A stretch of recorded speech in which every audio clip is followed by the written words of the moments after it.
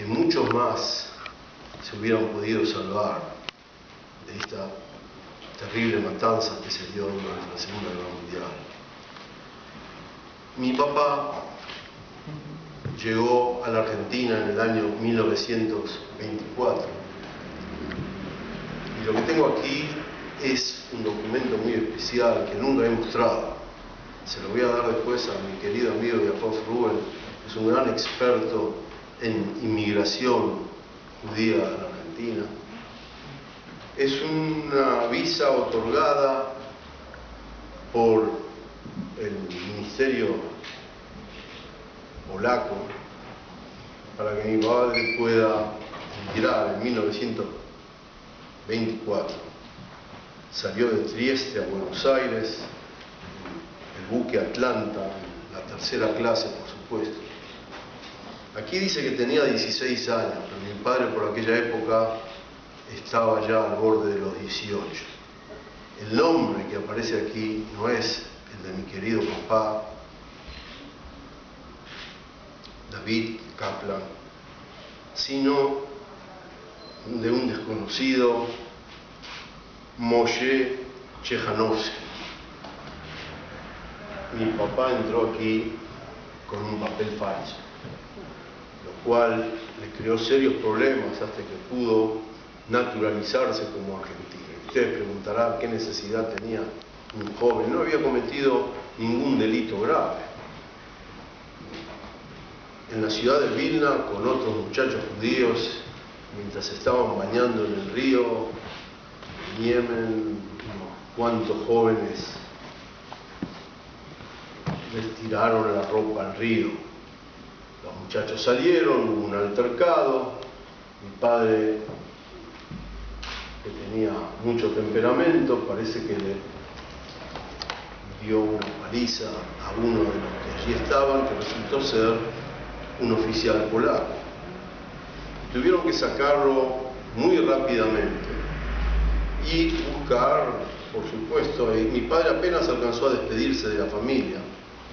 Y tengo las cartas que fue recibiendo de su madre, que son realmente cartas desgarradoras, que cada vez que pienso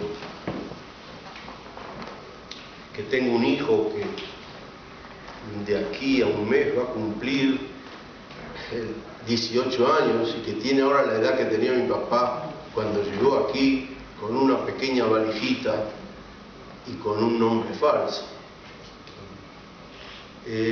Y gracias a esto, mi papá fue el único miembro de su familia que se salvó, porque todos los demás fueron asesinados por los nazis y por sus cómplices durante la Segunda Guerra Mundial.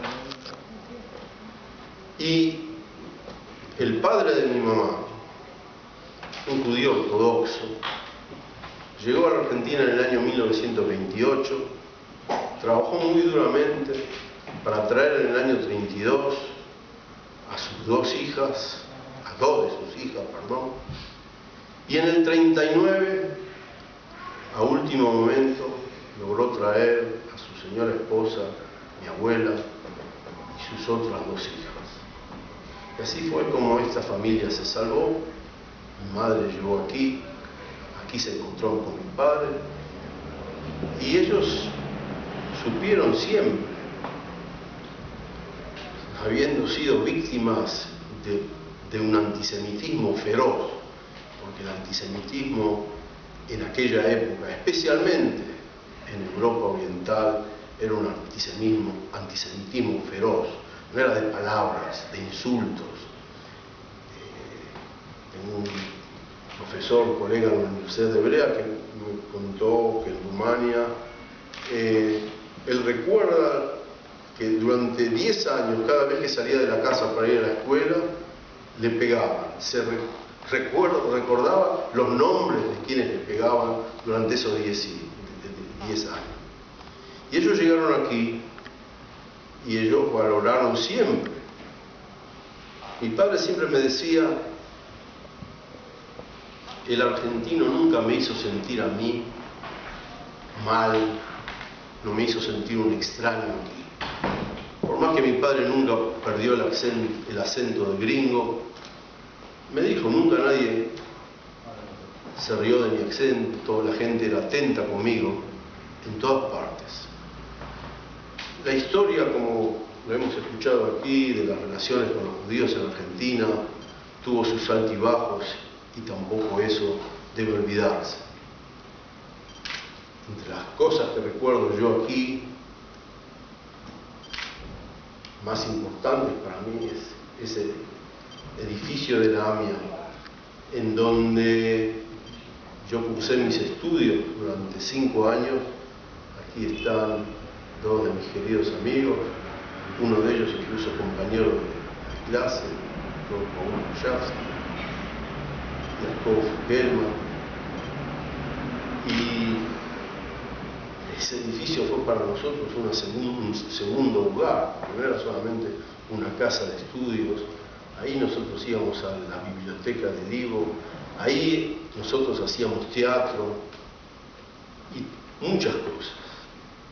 Pasó lo que pasó y eso también es parte de la historia que no se puede y no se debe olvidar. Mi deuda particular con Buenos Aires es muy grande. Primero,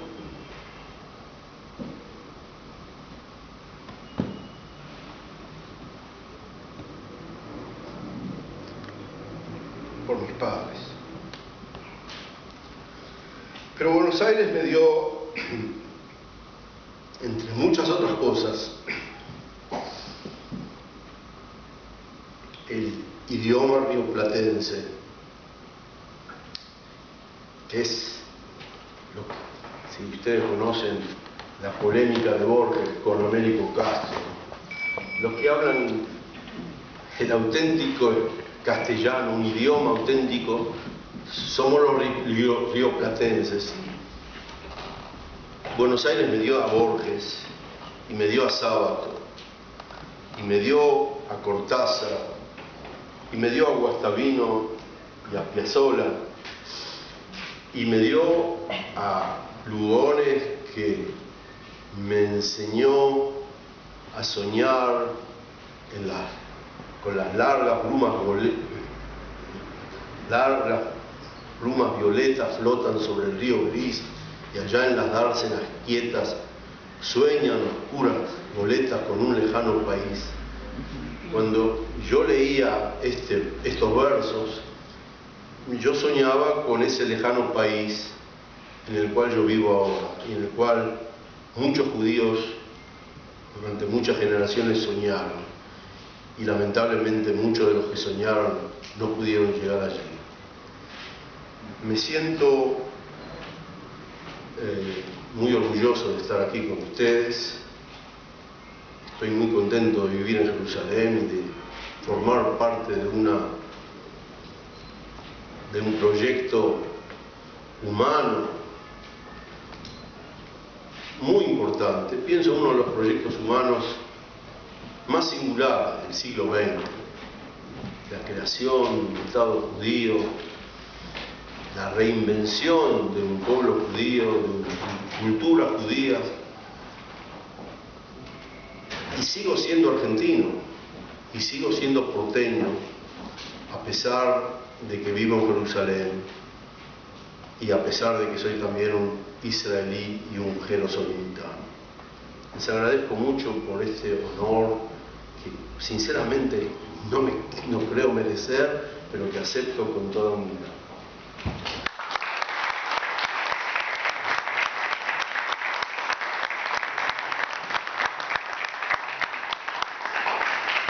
Vamos a